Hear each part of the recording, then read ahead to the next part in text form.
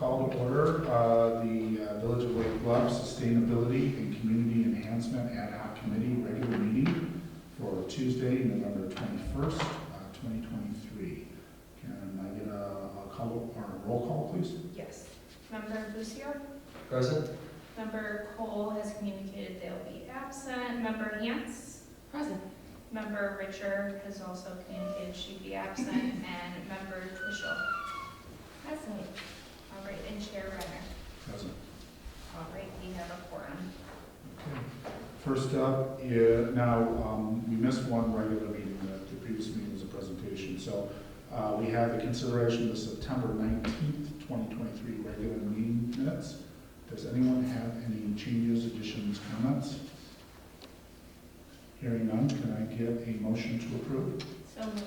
Second? Second. Okay. Who's all in favor? I gotta do roll call. Sometimes forget which one. That's a good question. Let's Let's do roll call. roll It's call just to formal. be safe. Yeah, I might be formal. Member Lucio? Approve. Member Hance? Approved. Member Twishel? Approved. And Chair Renner? Approved. Okay, next up, we allow 15 minutes for anything that is not on tonight's agenda. If someone in the audience wants to speak on something that's not on tonight's agenda, is there anyone here for non-agenda? Okay, hearing none, let's move to the general business. All right, so first on the agenda is the backyard chicken application for 216 East Scranton Avenue.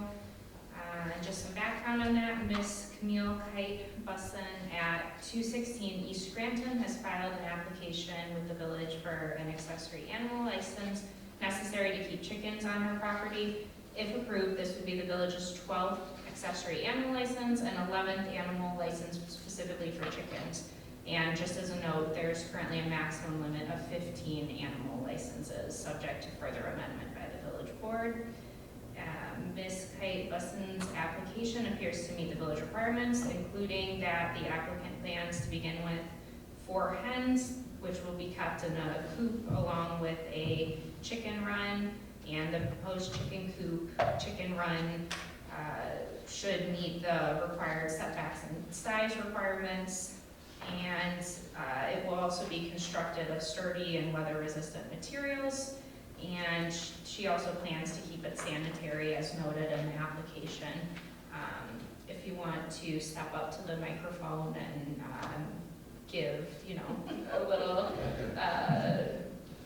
kind of brief general explanation of what you're proposing. Sure.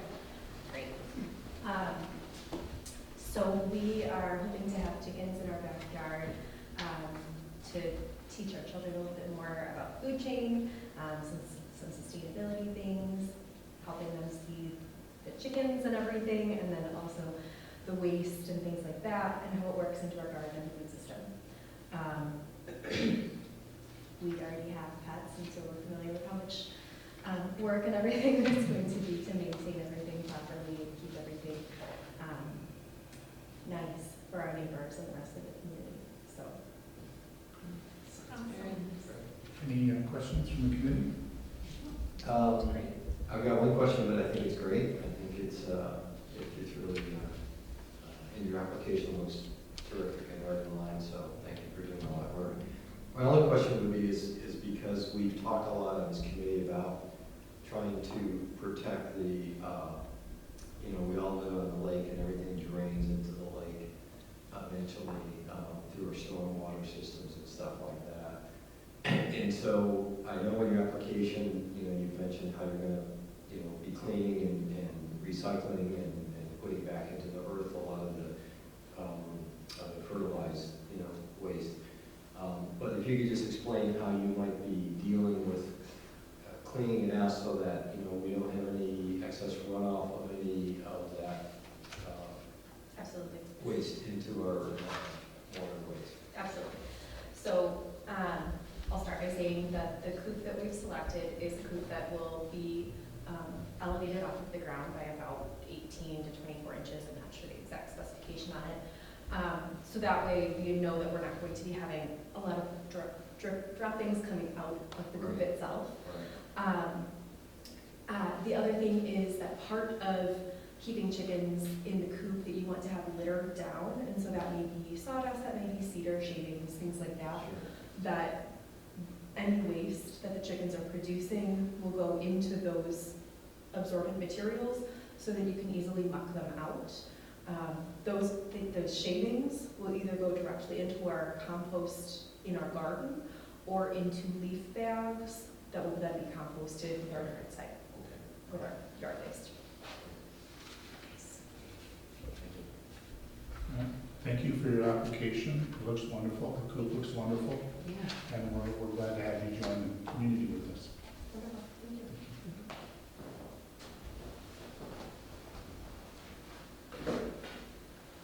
Now, I know when we amended this, do we have to formally approve this, or is it's already approved through just presenting it tonight in case we have questions? So it's a recommendation to the village administrator Okay. to approve the license. Can I get a motion to recommend the approval? So moved. Second? Second. All right, roll call, please. Yes. Member Hans, Approved. member Twishel, approved. Member Bushio, Approved. and Chair Renner. Approved. Thank you. Congratulations. Best wishes. Yes. Thank you.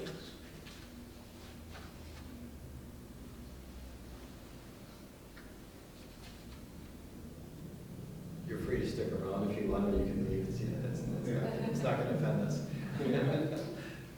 Speaking of birds, Yeah. Yeah. And we'll be in touch about the next steps, definitely. Wonderful. Thank you. Yeah. And so, the next item on the agenda is the village's Bird City, Illinois application. And so, as I'm sure the committee remembers, earlier in the year, we had a presentation by somebody involved with Bird City, Illinois. His name escapes me, I know I have it in the memo, but the committee recommended that staff put together an application for Bird City, Illinois. We had some initial difficulty kind of getting the login and everything set up, but our intern Lauren, who couldn't be with us here tonight, was able to help put together an application, which is included in your packet. And so what we wanted to do was just present it to you guys and get some feedback to let us know if there's anything else that we missed as far as additional items that are in here that we can present in the application. We exceed the number of requirements, which was something that was suggested during the presentation. So really, it's kind of anything above and beyond just helps the application even more, so, yeah. A couple things. It's fortuitous that Ms. Applebaum is in the audience because for the 1.1.4, you're a butterfly monitor, right, at Skokie? Yep, Yep. and a bluebird monitor as well. Yep. But you're the Skokie, Oh, the Lake Bluff butterflies one. I do at Melody Farm. Yeah, bluebirds I do in Lake Bluff. Oh, the butterflies are in Lake Forest. Yeah. Okay, so scratch the butterflies, but the bluebirds, so that would be for, I don't have the section with me because I didn't print it all out. But it asked a couple different monitoring programs. So Catherine runs a bluebird monitoring program at the Skokie Preserve. I also am a nighthawk monitor there. Okay. And I can find out if any, I don't know, you know, if any of our Lake Bluff preserves are covered in the Christmas bird count. I think they probably are. I don't know that. Yeah. That's a good question. So anyway, there is participation on those things. And then for the 1.2.2, for public demonstration garden, isn't that what we've got? Yes. Right over, Yes. right over there with native plants Sure by the is. tennis Yeah. courts. I was gonna say the same thing. Okay. That's their growing native garden community, established that garden 2 years ago. And you're talking about over by Artesian? Yes. Okay. By the tennis courts. Yeah. And Sophie, would you mind emailing me the information on the monitoring program program? that you Yeah, I'll mentioned? figure it out. We'll talk, so you could tell me officially what, because I think it asks for like a copy of a report or something. So have you done any, do you have something? Yep. Okay, great. Quite lovely that you're in the audience when I was thinking about wanting to talk to you. 1.2.2, they have just added beautiful signage to that area, so it's really a wonderful demonstration. Okay, great. What area is that? Do you know where Artesian, the tennis courts are? Yeah. It's just west of that. Sort of on your way where you cross over to go to the bike path, like sort of between the tennis courts and Oh, okay. And the room. Okay. And they have plans to expand it, Yeah. so it's really a dedicated group. Nice. Great. Okay, do we need to recommend that to the board, or is it just they're just looking for feedback at this point? So yeah, Lauren and I are looking for feedback. The next Okay. steps would be to submit our application. There's a small fee, and then I think there's kind of a couple of month window where they review and ask Okay. additional questions, Mhm. but we can do that and let you know when we hear back. is it just rolling when you Yeah. can apply? Yeah. And I'm just noticing here 2.3.1, provide information about the impact of light pollution and how residents and businesses can reduce architecture. We're working on that right now. Mm-hmm. Yep, that could definitely be an additional statement there. And 2.3.2, same thing, dark sky compliance. That's in motion right now.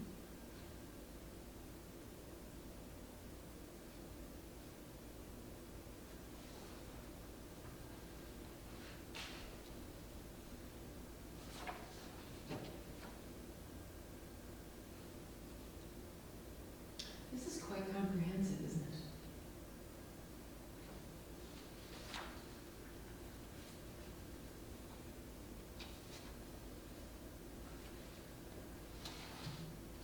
Okay, Just a question, Claire, on 2.1.2, it says, that we have an ordinance that requires all dogs or pets to be leashed in open spaces at parks. Knowing that cats are a real problem, Right. right? And I personally witness a lot of cats that are outdoor cats roaming, free, and I don't know if does our ordinance specifically call out cats as needing to be? That's a good question. I might be able to find that from a quick search. It's been a little while since that session we've Yeah. looked into, so And let that- me And it's okay, I mean, you could. Yeah, I You can take that on. look into it too further. And if not, maybe we make a recommendation about I it. think we should. Yeah. There's a lot of stats about the damage. It's like, Yeah. It says requires all dogs or pets. Yeah, I was gonna say, I believe there is, Or say cats. I'd rather call it out.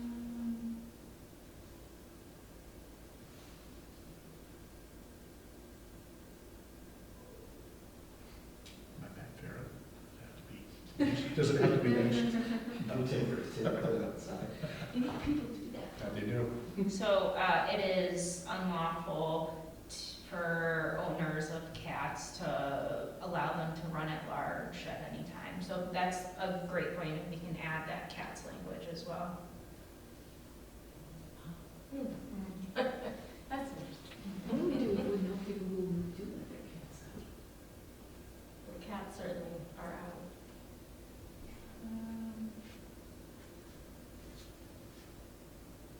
I think a lot of it's an education thing, just like we talked about through the other things we're trying to get people up to speed on. There's still this, I know some people personally that, are proud that their cat goes out and hunts and comes back in and stuff like that and brings back mice and stuff, but they don't think about Yeah. that they're killing birds out there all the time.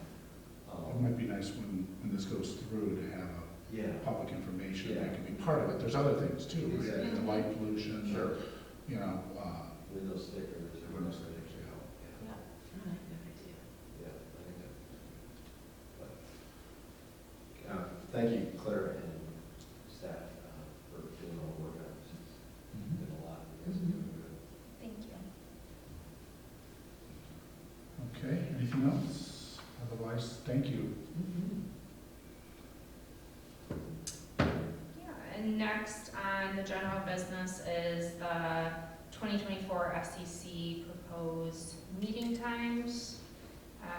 A calendar was put in the packet. We tried to take into account different holidays and things like that, but with all these different meetings, sometimes those may get overlooked. So if there's any dates that you have a question on, we're more than happy to take a look.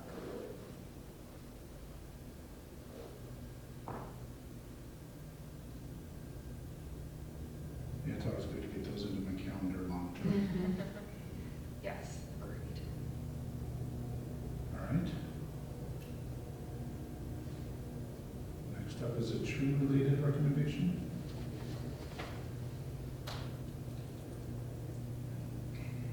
No, that was main discussion.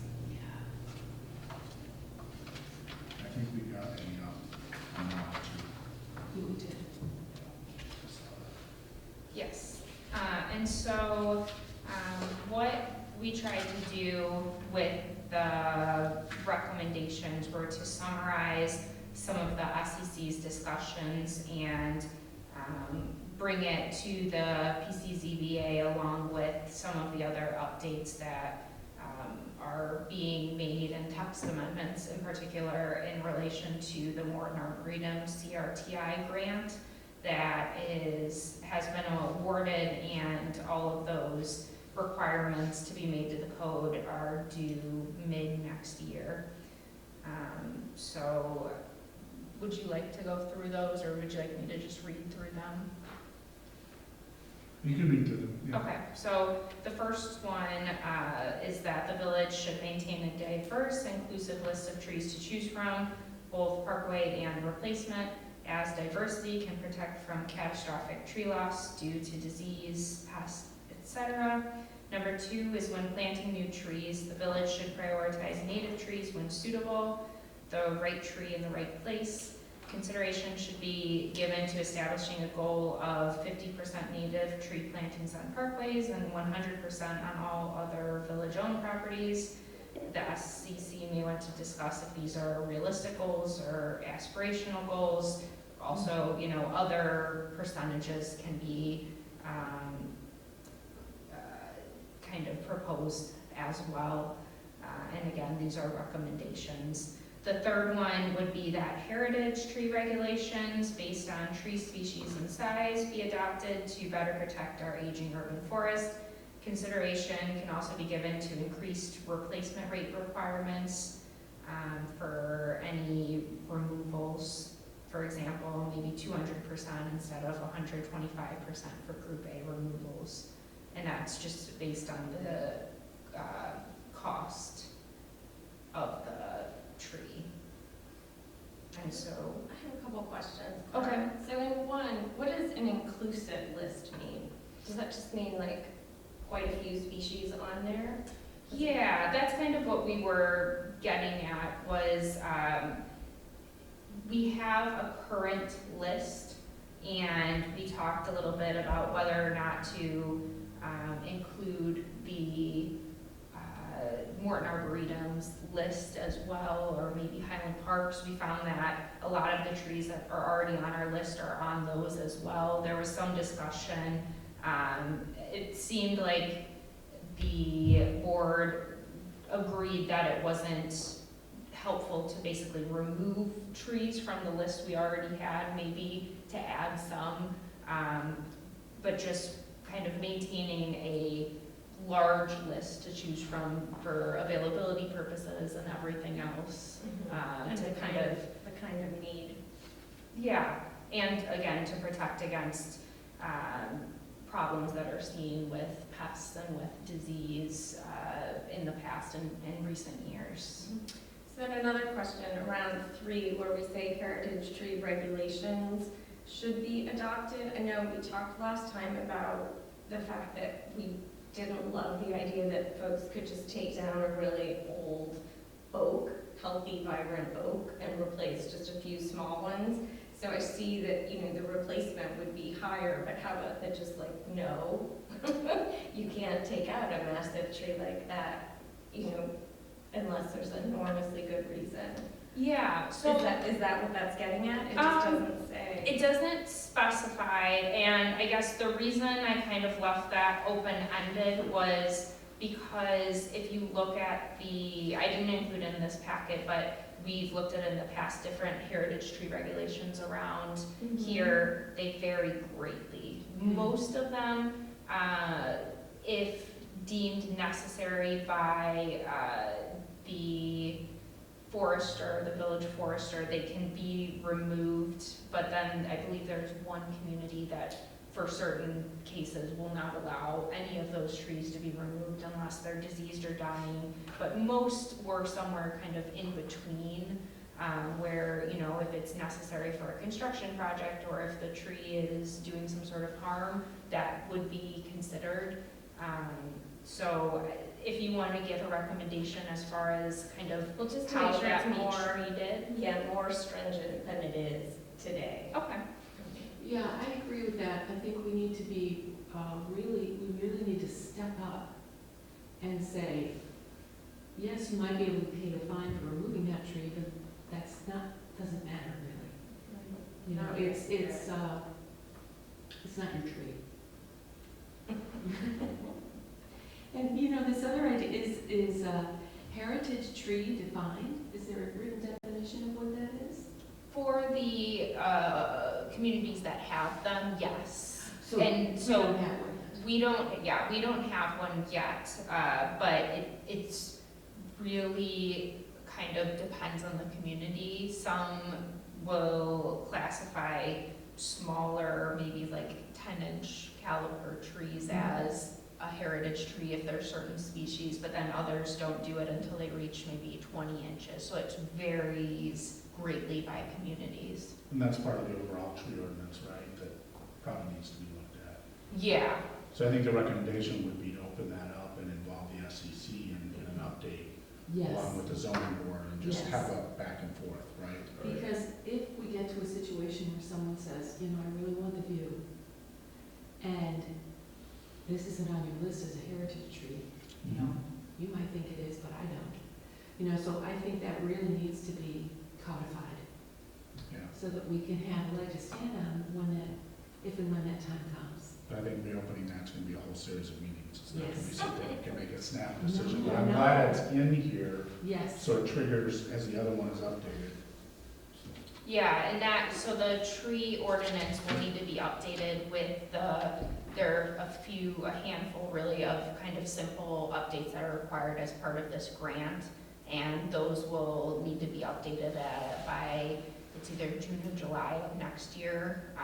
And so we've been working on those, and we have an approved list, like I said, very minor, just adding a sentence in here, a sentence in there, kind of like almost, there's one, I believe that's a more purpose related, that trees are viewed as infrastructure, just some things like that, the Morton Arboretum is trying to get more consistent in these communities. Are you talking about the Lake Bluff tree ordinance? Yes. Well, that was done how many years ago, the original tree ordinance? The original one was done a while ago, but it has been updated since then. Because knowing what we know now about trees, maybe it makes sense to really have a lot of different eyes take a look at that, because we've got quite a lot of expertise in Lake Bluff that could really put together a meaningful tree ordinance that would protect trees.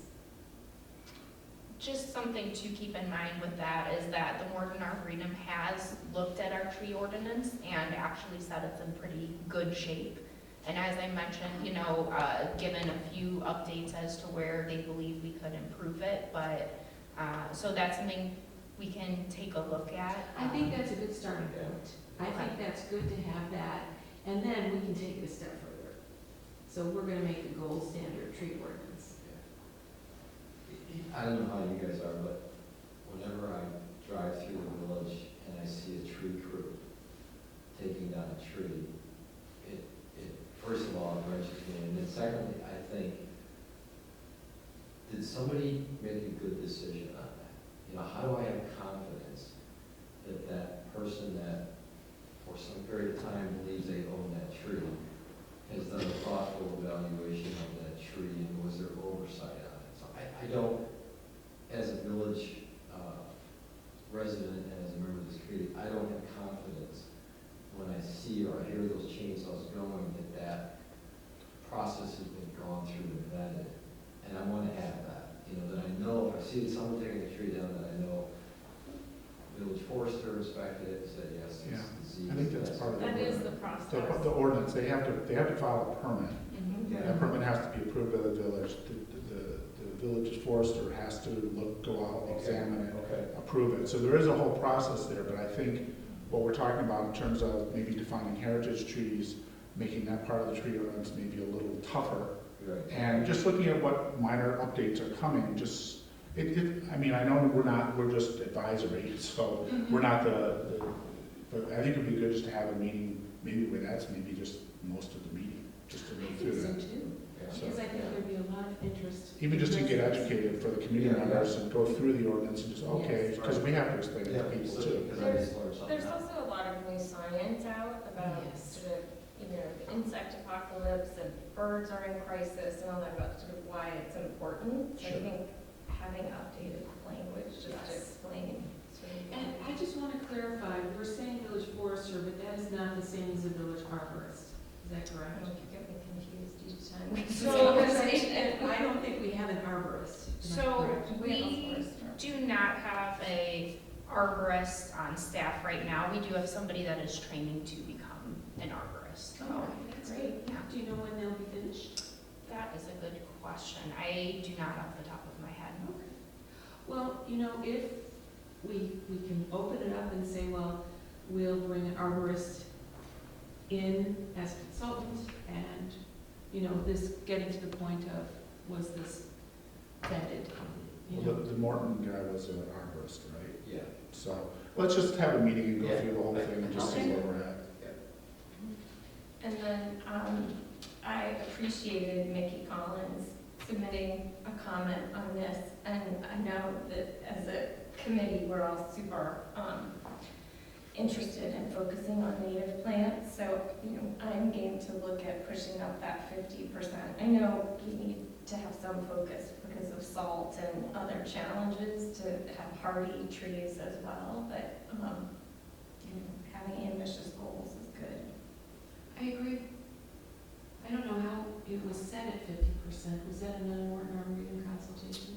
No, that was just kind of based on discussion. That was something that I pulled together as just here's an example, but very able to change. I think the parkways requires a very resilient tree because they're not used to salt and cars and Sure. oil and everything else. So I think maybe that was set up to give, in those narrow areas, a little bit more thought about, well, maybe in this area we would choose a non-native because it's more resilient to salt.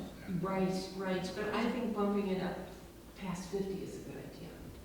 Could be. You know, so if we have that kind of discussion right now, is that something we have to vote on here to change the 50% to 80 or 85? I just don't know how it works.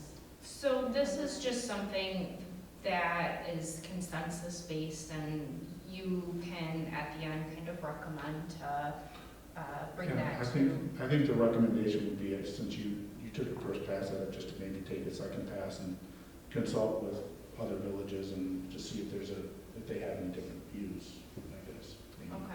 Or, you know, Mickey Collins is a wonderful tree. She could give you as much information as you want about, you know, she could elaborate on this thinking here. She's just one resident. Okay. It might be something that we publicize and get more people from the community in.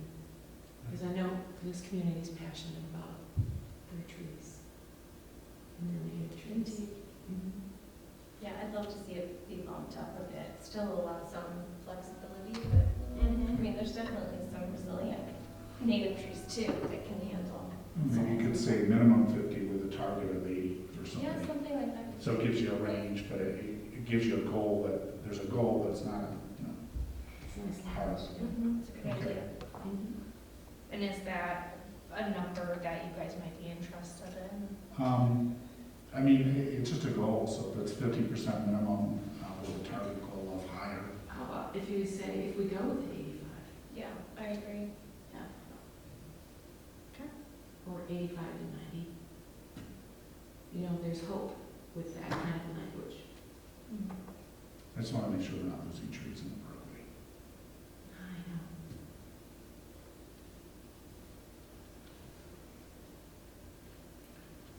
What is this gonna happen?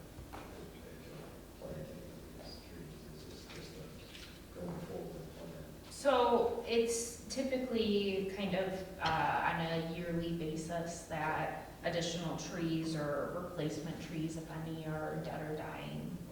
Okay. It's just ongoing. Yeah, exactly.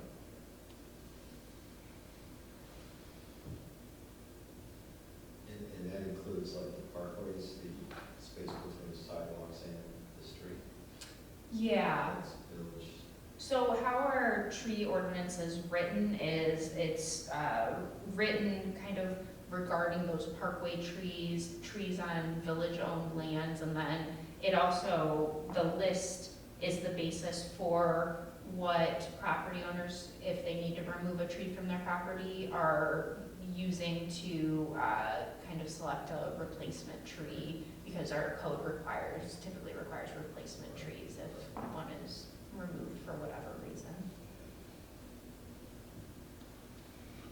All right. So next up, Yes, so next up is a discussion regarding the dark skies recommendation.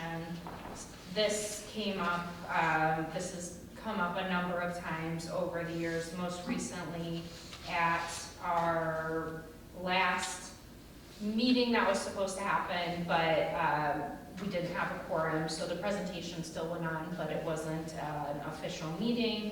I know I gave a link to that presentation in the memo, and that was something that Member Hans had requested. And so the just general discussion that I may have mentioned before, the village doesn't currently have a specific lighting code. Instead, the Architectural Board of Review, or ABR, uses the village's design review standards and the 2018 International Energy Conservation Code when reviewing lighting requests. The ABR is familiar with dark skies best practices and requires lighting changes such as warmer temperature bulbs, glare control, limiting light trespass, and things like that when not already proposed by the applicants. And so what I was initially thinking was that the SEC could discuss some things related to this, such as what the problem the SEC is trying to solve, where does problematic lighting exist in the village, both residential and non-residential, and also where do good examples exist. I know, though, that Chair Renner has additional information to add. yeah. So from the time this committee was formed and I was the chair, a light pollution or lighting ordinance was on my to-do list. So we have been, and the village board is actively interested in having a lighting ordinance. In the lighting world, first of all, I do design some lighting. I'm not an expert, but I have designed some lighting around the village, and we can talk about that. The Illuminating Engineering Society, about 12 years ago, had a subcommittee develop what's called an MLO, a Model Lighting Ordinance. This was a proposed framework for towns, cities, villages around the country to develop a lighting ordinance to not only limit light pollution, but to limit energy and carbon. The issue we had when we started looking at that is that the committee never reestablished itself, so it was 12, 15 years old, and lighting progresses, and there's issues that have come up with LED and things like that. So we started working with other communities, Bannockburn and others, not unlike we did with the leaf blowing ordinance, what's out there, and then I started reaching out to my contacts in the industry, and so Glenn and I and the committee at the time started drafting what you'll see is this, it's called dark sky, but really it's an outdoor lighting ordinance. And we took this to what I would consider about a 70% draft. And then with the change in committee, it kind of got put on hold while we addressed some other issues.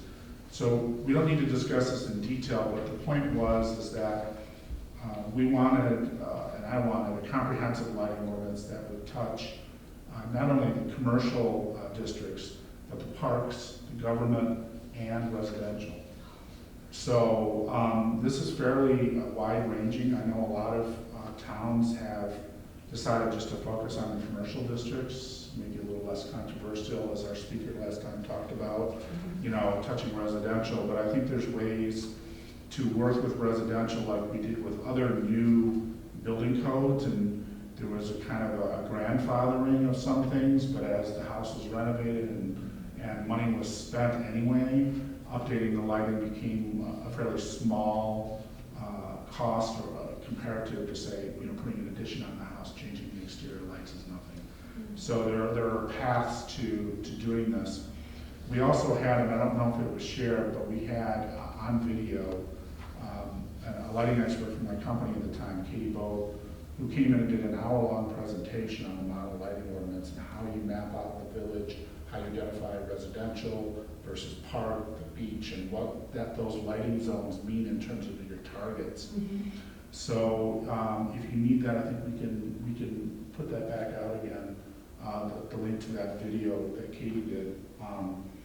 So since my time not only on the village board but at SEC, I've been involved in a number of dark sky design initiatives, and I know that came up in the meeting last time. It's like, do we have examples around the village where we looked at dark sky and done our best? And I'd like to point out a few examples. First off is the fire station right outside here. The exterior lighting is all dark sky fixtures, modeled and mapped out to give the right foot candles. There is a lighting control system that was installed in the fire station, even though as an emergency center they are exempt from some of the lighting control features of the IEC, but they still did their best to implement them. We have the parking lot lighting in Target. Target was built to LEED Silver. That's a leadership in energy and environmental design to use dark sky rated fixtures along with controls. The entire elementary school was done to LEED Silver as well, although it was an older project now. That entire parking lot is done to LEED fixtures. And they're doing a lighting renovation in the middle school right now in the front that I reviewed personally and made sure that we went with lower foot candles. That is also going to be dark sky compliant, at least that little area. You know, you can't, it's not the whole area. Other little things when we did the lighting here outside of the restaurants, the string lighting, there's a couple things we did. I reviewed the calculations to reduce the initial foot candles to a lower level. You'll notice we put hats on top of the light bulbs, and we made sure they were more of the orangey than the blue type fixture. So that was an attempt, along with lighting controls on that as well, so it's not going all night after it's closed. The other thing that we did that I reviewed and updated was the Jowl plant. They replaced all the exterior lighting fixtures, and all of those were dark sky compliant bollards and lighting fixtures. So there are a number of examples that we've done in Lake Bluff where we have new developments, when we have new things that we don't have it in our ordinance yet, but we were asked to, how can we make this better since this is going through the permitting process? How can we improve these lighting fixtures? And so we have a lot of great examples, but we'd like to codify this so that it's just standard that it goes through this. It is a very technical document. There's a lot of discussion of lumens and luminaires, and I know it can go over people's heads. Part of the recommendation I think this board or this committee wants to make to the administration and the board is that we've identified a national model lighting ordinance expert. He goes, in terms of light pollution, he goes around the country and he looks at cities and towns writing laws and how they can be implemented. We would like to, since we already did most of this, it should be reasonable to hire him to do a review and make recommendations and changes. We can make those, and they can do a final review. So I think that's something the committee would like to consider, is moving this to the highest level. We can also, after we've got that done, before final, we could give it to dark sky experts here in Chicago. Because dark sky is a part of model lighting ordinance and lighting, but it's a subset and it's an organization. They align, but they're not 100% the same. But A question for you though, because it is really detailed, and I Right. would imagine it changes. The technology Yes. changes. yes, So it could be really hard for us to keep up with it. yes. So is there an organization or something that says like what the highest standards are? And so we could hinge to that? Yeah, And so that as that gets updated, then our you know what I Right. mean? Just- So Yeah. we're in sync with whatever's Yeah. changing? part of it, like the lighting controls in the energy part is controlled by the Illinois Energy Code, which has gotten very good on lighting controls. Mhm. What I think we should propose in the ordinance, and it's a good point, is maybe this ordinance shall be reviewed every, 3 years or 4 years by a registered lighting expert, and it come before the community to keep updated. Because, if it just languishes for more than a few years, it's going to get old. Yeah. But yeah, so I know it's not tonight to go over everything, but I wanted to give you a history of where this is at, since this is a newer committee, and let you know that we have been working on this, and we would like to have something really kind of I'm really glad to see forward. it come back. This is Yeah. amazing. And And if I noticed that you have light trespass highlighted, you have certain things highlighted. Mhm.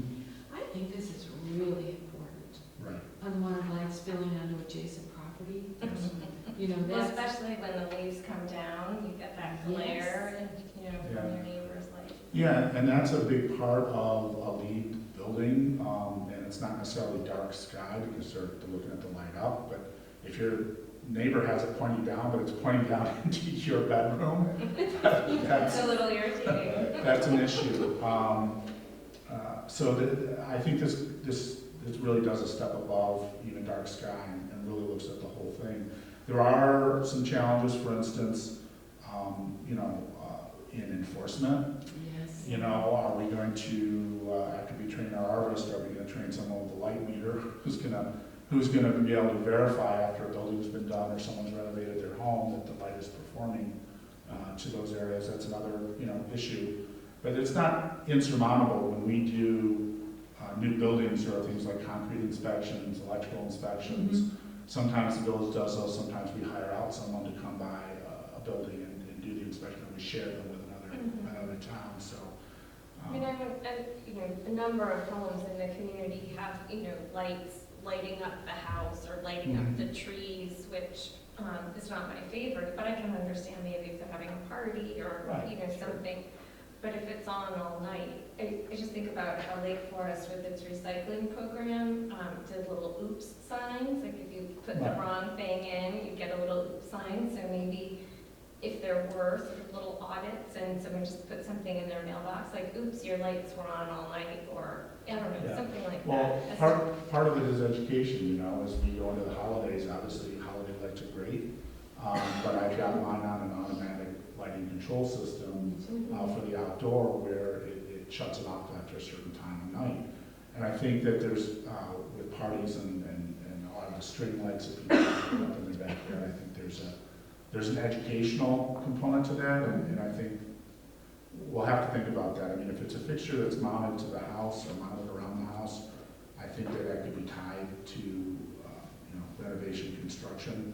But when they're kind of decorative party lights, I think we're able to step it up a little bit. Yeah, I was thinking about the ones where they're actually like built into the ground to light Yeah, up just the light up the trees trees, and yeah. that kind of thing, or like to shine that's- onto the house. And that's not good for the birds, it's not good for the It's not good for insects. anything. And we see a lot of That's, you Now, let me ask you yeah. this, I'm not sure when it happened, but now with all the construction, homes have to have sprinkler systems. Correct. yeah, It's that was on not the board. optional. Right. Can we apply that kind of thinking To to new, some? yes, new homes, yes, To new absolutely, homes. yeah. New homes, and then what we did, like I said, with the sprinklers that we should do with the lighting here is we'll just use a dollar value, you know, maybe it's 100,000 or whatever, it doesn't take much to spend 100,000 on a renovation these days or Mm-hmm. addition. That also would trigger the same as a new, you know. Right. But yeah, all new things. We can also, I think we could be a little bit more, I don't want to use the term aggressive, but forward with the commercial areas where they might be actually given a time frame of when they're going to replace bulbs or when they're going to replace fixtures. Mhm. It has to be done with this new one, and it's not necessarily tied into the fact that they're adding square footage target or whatever, that they're actually, that they can't put in something new or different without it being dark sky in terms of the lighting fixtures, or we might give them a time frame of, 5 years to update or whatever it is.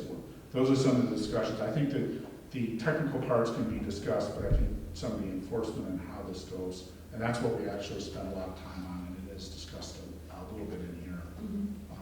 But again, this could be a series of 2 or 3 meetings for us. Yeah. But I would like to, judge a consensus that this should move forward and that we should recommend that shortly we get a lighting expert to come in and take a first pass at it. Because we've taken it, I know lighting, but I'm not a lighting expert. I do lighting design, but it's kind of a soft hobby. I think it's great. Just a couple thoughts or observations, Brian, I think this is a really good document for us to go off of an update. But when I think about lighting at residential, for the most part, the village is residential. Right. And so that to me should be a big focus of this. And so much of the lighting, I think, that impacts the sky is not necessarily tied to the construction of the residence. Porch lighting is one thing, and choosing it, but so much more now with the advent of inexpensive LEDs and landscape companies' desire to continue to diversify and to other revenue streams. Now, everybody is able to be an outdoor lighting installer pretty easily with LEDs and low voltage and stuff like that. So my one observation is that I think we will need to have some kind of better link that's just not tied to construction of the residence or remodeling, but really looks at almost landscaping and outdoor lighting. Because so much of what is done by not the builder, and it's not attached to the home. It's out in the yard, it's up in the trees, shining on the house. Right. Or I have some neighbors that have strung, had their lighting company wire up 40 feet in 6 trees on their yard to shine down. And I think. Well, I think it is very easy to do that from a landscaping company permit. Yeah.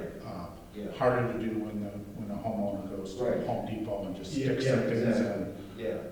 Yeah. But These are pretty sophisticated. But I mean, that is one area that could be included in the ordinance Mhm. in terms of the landscaping permit. Again, not unlike the leaf blower, Yeah, exactly. that all landscapers shall. Yeah, yeah, Um, yeah. and, And another just thought is, it all ties together, birds, dark sky, trees, Insects. noise, insects. Nocturnal But insects. we have such a unique environment here along our waterway, our lake, which is a migratory path, as we call it, for birds. And I think that there should be some really restrictions for residences that are along the lake that are directly impacting that flight path with light. And it should be that if you are here, you are going to be a little more restricted on how much light you can throw off than possibly the rest of the village that's further away. well, if you look at the maps that we've developed, and they're not printed in here yet, but there are the overlay of the village where there are high sensitivity zones for lighting and low density. Okay. So that is an area that would be regulated differently depending on where you are. I just can tell you from history, being on the village board, we have to think very thoughtfully on any kind of retrofitting or retroactive building regulations, because traditionally legally that's been very impossible to do. You know, I'll give you an example. You know, we've talked about sprinklers, but there are other examples where building codes get involved all the time. They don't make people go back and gut the whole house and put you know, stuff in. But yes, I think one of the things is to identify where those particularly sensitive zones are in a map, and that would be included in this.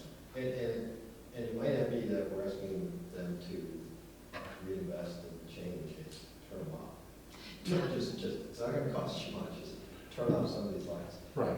I think that's, I mean, we all have neighbors who, you know, of course enjoy your lighting, of course, you know, Have a party. yeah, have a party. Yeah. Right, But turn them off at night. right. You know, just at a certain time, Mhm. maybe it's 11 o'clock, maybe it's, I mean, we have leaf blower ordinances, you can use a leaf blower from Sure. 8 to 6, 9 to 5. If we can kind of springboard off the Mhm. successes we've had, and we can say, remember how we did with the leaf blower? This is Mhm. now about old lady, Sure. and turn your lights off, because Mhm. I have neighbors that really light up the sky, honestly. They light up Me the too, sky. but I think they would argue it's about safety too. Yeah. Yes. Women living alone. Yes, Yeah. that's exactly right. Well, one of the things And that's a legitimate argument too. yeah, I have along my fence in my backyard, I have security lighting. First of all, the fixtures are mounted to the fence and they point downward, not upward. They have motion sensors on them and timers, and so it's not difficult to even buy on Amazon the right kind of security fixture that is off normally. So, you know, you don't need to have your backyard or your area lit up all night long. And actually, a motion sensor is a better security feature because someone walks in and they go off and they go, I'm out of here. Yeah. Because people pay attention to a light going on in that corner of their property. So, I'll give my neighbors your number. That's a great idea. Think about it. Turn off your lights, but your motion sensors will take care of you. right. Well, the other thing too, from a personal standpoint, with it getting dark at 4:20, Yes. after dinner, my dog likes to go out and play catch in the backyard. And so I throw the ball and then he runs out and the lights turn on where he gets the ball and he comes back and I turn off. So we can play catch in the dark as well. Very cute. I do want to, again, go back to Adam Cruzer's presentation, which I thought was fantastic, and he's got some great resources on his YouTube videos and stuff about how to write a letter to your neighbors, you know, to I've got to do that. kind of bring up these things and you know, how to do it in a way that's not singling them out maybe, because I wanted to just fire off some stuff, and I've tempt myself down to think about their point of view. Is it safety? Is it security? Is it just uneducation or unawareness? And how am I going to come off? But there's some really good pointers in there about how to kind of bring people along over time. Well, I think as adopting this as we did with the leaf blower ordinance, and there's a whole education. Then there's the little, you know, little reminders and general pushes. And I think that gives them, it also helps all neighbors say, hey, it's not just me, you know, we got a new lighting ordinance. I'm helping to, you know, did you get the flyer? Did you see that? You know, it takes it out of a personal zone and makes it a community Yes. effort. Yes, yeah, great. Okay, I would suggest that we then recommend that we move this forward, continue to develop this ordinance, get a consultant in to look at it, and then hold some other meetings. Perfect. Okay, all right.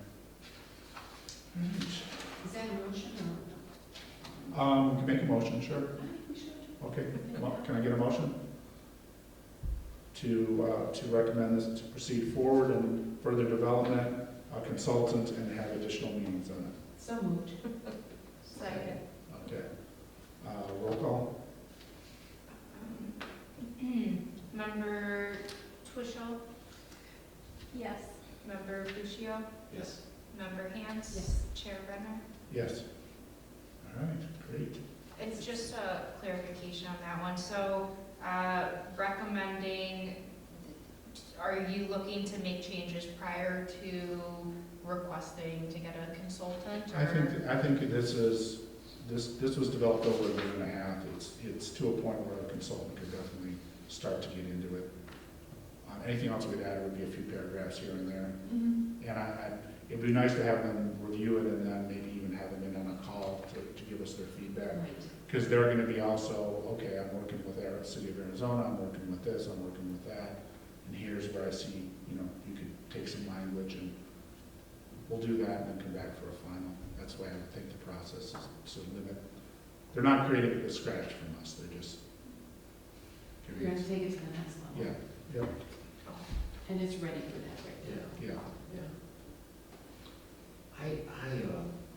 I mean, there's so much good stuff going on with what this village is doing and what, when you think about, Free City USA, soon to be Good City USA, working in the dark sky, noise pollution, Chickens?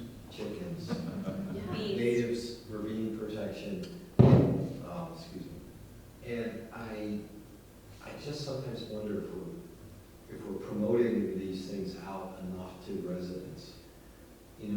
I think the village newsletter every Friday that comes in email is great, but I wonder how many other residents read it, like I do, and notice things like turn off your lights or birds are migrating and stuff like that. So I think that because all these things tie together, and I think the more we can get people educated, involved, and proud of what we're doing, it just makes this all so much easier and satisfying to people and Yeah. feeling like they're part of it. I think we talked about the education campaign, but I don't think we ever really kind of pushed it Yes, I forward. was thinking that, we Publication. should maybe get specific about what we can do or recommend about Mhm.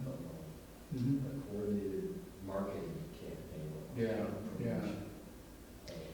Ed and I talked about this, the sea turtles in Florida, in South Florida, on the Atlantic, have been for forever Mhm. going to the beaches down there and laying their eggs. And it was a long, hard fight, but the villages down there, when it's sea turtle nesting season, there are signs along the road that say, from this date to this date, Mhm. the highway lights will be off. Mhm. And it's sick. Nobody thinks a thing of it. Everybody is proud. We get that all these big lights are going to be turned off during this time frame. I think that's a great example, and it's there for everybody to see when you drive by. Mhm. It's not just in the newsletter or a There's one-time signage. thing. It's It's a signage. It's apparent. Yes, Yeah. yes. Yeah, it'd be a great job for an intern, to maybe tap into at some point for the village to see, Yeah. see somebody from some .com company or promotion and social. Yeah, media. sustainability in Lake Bluff and just cover topic after Yeah, topic and make sure it's topic public after topic, and. multiple ways, Yeah. multiple ways. Well, no, Monet. Maybe we put signs up for that. Sure, yeah. And, work with the schools and the kids. Yeah. Mhm. Yeah. Well, a marketing campaign requires money, like it needs someone to hold the reins to manage it and to think about what's happening when. The village is doing a lot of that through its newsletter, but it's what we always come down to each time. Wait, people need to know more, because then they'll want to change their behavior. Yes. So either we have to recommend, we find a grant for that, or maybe an intern in the summer could develop a year-long strategy. So you guys just have to push a button, when it's no mo May, or Yes. whatever. Or we choose specific things that we really care about, and we invite the high school students to develop some, give them something concrete to Mhm. build around. Mhm. Yeah, Yeah, all right. Yeah, it is Yeah. resources. So where do we take this idea, this discussion? Because I think we're all saying, yes, that's a good idea, but what happens now? When we say that? I mean, we can kind of, it sounds like a lot of these are going to be brought to a next meeting, so Okay. if, you know, anyone wants to think on it more or bring new ideas to the table, we can. Otherwise, if, you know, if anyone wants to, even as an example, take a stab at putting together something that you'd like to recommend the village to kind of share on social media on a certain basis or in a certain time frame, that Yeah, I is a mean, possibility as yeah, well. I think we could just strategize. I'm not a marketing guy, but, you know, around Earth Day, there could be signs, even temporary signs that go up all over town. Yes. You know, like what Jawa's doing with the prairie in front, it's just amazing story. There could be various like Earth Week signs all over town, maybe they're not permanent, and people just start seeing, oh, I didn't know this was the fire station with dark sky lights. I didn't know, you know, this and that. You might, you know, the target was a lead development, you know. So, Chair Runner, one idea could be around, so I'd be worried about too many signs all over, that's not quite our sustainability. However, an idea, I love the idea of celebrating the wins that people may not know about. Like, Yeah. sort of like the Preservation Foundation puts out signs about the houses that have been renovated, you know, to historic standards or whatever. Maybe it's, this committee does, A walk? I don't know, or bike awards, tour? something, you know, awards, Yeah. 5 things a year to Yes. highlight. Or, I'm just trying to think, celebrating the wins, like, did you know, there's, what is it, 11 permits now for chickens in the community, which is, you know, I don't know, some quantification. I like celebrating the wins. I mean, that can be used in a lot of different areas. And why, and then you could go into why it's important. Yeah, Yeah, I could just see it being a really fun event. I do too. Let's write that down, celebrating the wins. That's a good one.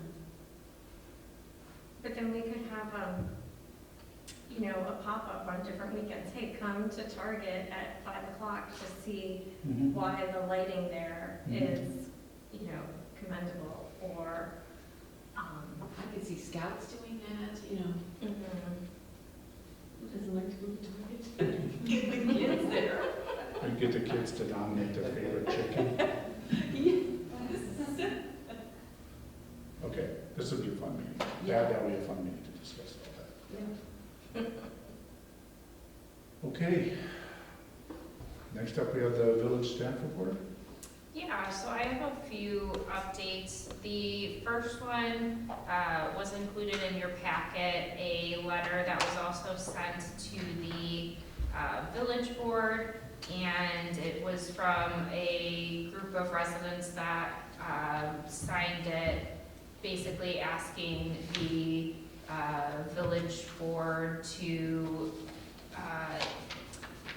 change the leaf blower ban from a seasonal ban to a year-round ban.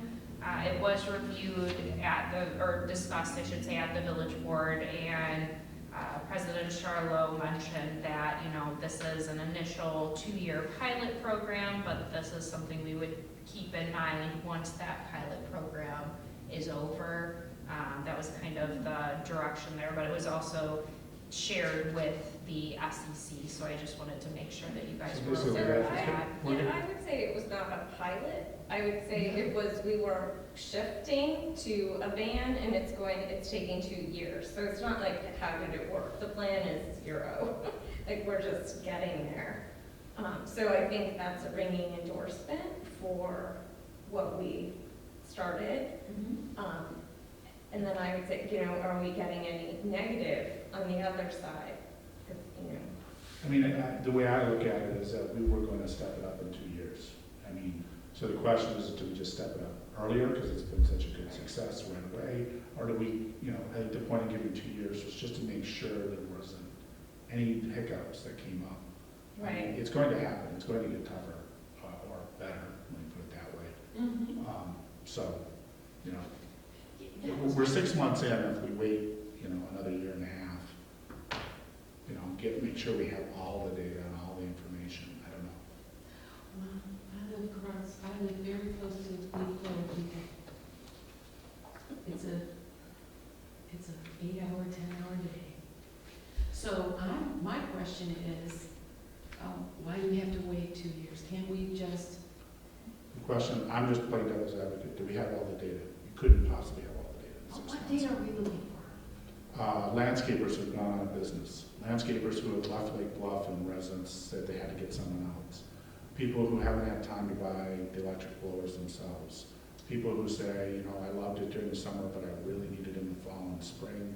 I'm glad they came in. I mean, we haven't even been through one full cycle yet. So there's just kind of all of that. And my feeling is everybody loves it and there's not going to be any problems, but I think the reason for 2 years was just to make sure we collected enough data and the landscapers and everyone were like into it. We did find a few landscapers, at least I did, who were jumping the gun early on the seasonal time frame. And I called it in the village. I said, these guys shouldn't be out for another month yet with big blowers. And I think they didn't look like a regular provider. So. Well, it's great to hear that the residents, at least a nice chunk, really like it. Mhm. But I would just say, let's not frame it as a pilot, because Right. I didn't see it that way. I agree.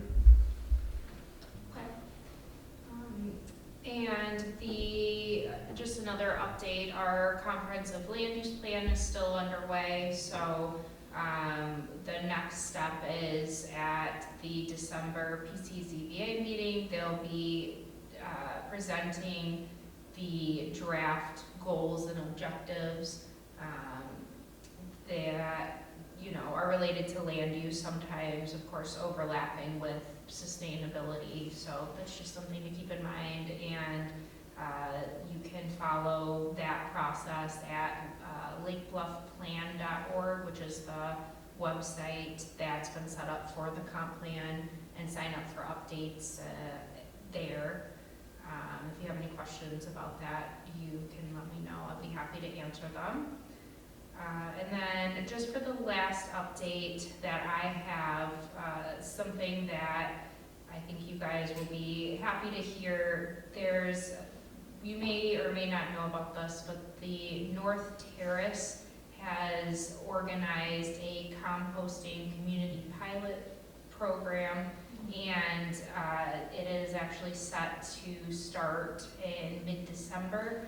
And so there will be initially 2 locations in the North Terrace that will have enclosures for compost that residents can bring compost on a regular basis to. And there's similar programs like this in different areas throughout the country. So the idea is just to start and kind of see what happens here and go from there. But it's a kind of grassroots effort to increase composting in the community. Yeah. Yeah, so that is all I have. Okay. Do we have any reports from members, any news or items you want to share? Okay. Chair report, I do have a few things. I was going to send this, but I didn't get time. NPR had an article on climate change called, "It Feels Like I'm Not Crazy. Gardeners are not surprised by the USDA updates key map." The key government map has been updated with the zones to the 2023 map is about 2.5 degrees Fahrenheit warmer than the 2012 map. So there's an entire new planting area. People are responding that in some locations people are now able to grow flowers, fruits, and vegetables and plants that they were not able to grow in 2012.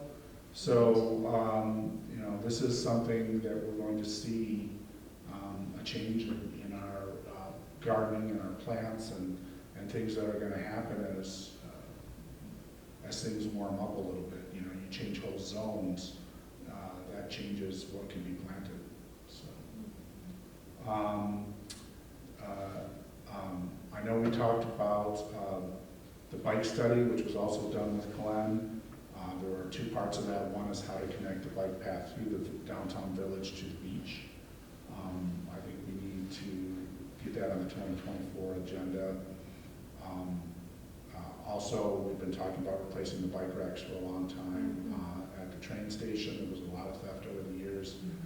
I see more and more people going downtown on one of them every now and then now, so the cities are filling up. So as we approach the spring and summer, there's an opportunity to get that going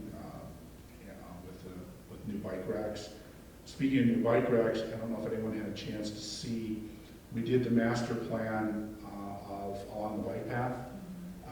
That never happened because we couldn't get contractors interested in doing all that work. But they did move forward. I don't know if you saw with the bench and the bike repair station. Yes. Which is nice to see, very nice looking. Mhm. And they have a potential, they have a security compliant bike area there with the circles, it's a giant circle. Mm. And those are a way to avoid theft because you can adequately use a U-lock, which is the only thing that will protect you from theft. The chains will not, the cables will not. So that's a nice way to see it with something where we might have a series of those at the train station. That's with the bench. Yeah, Mm-hmm. with the bench out there that, I think there's also an opportunity, and it's up to the architectural board, that at some of these locations to use maybe graphics to push the village's image. You know, could be, you know, our typical logo, maybe in one of the circles at the end caps have, you know, that kind of like just, you know, Mhm. marketing, branding, and that's all I have. Can I get a motion to adjourn? So moved. Second. This is all in favor. All in favor? Um, Aye.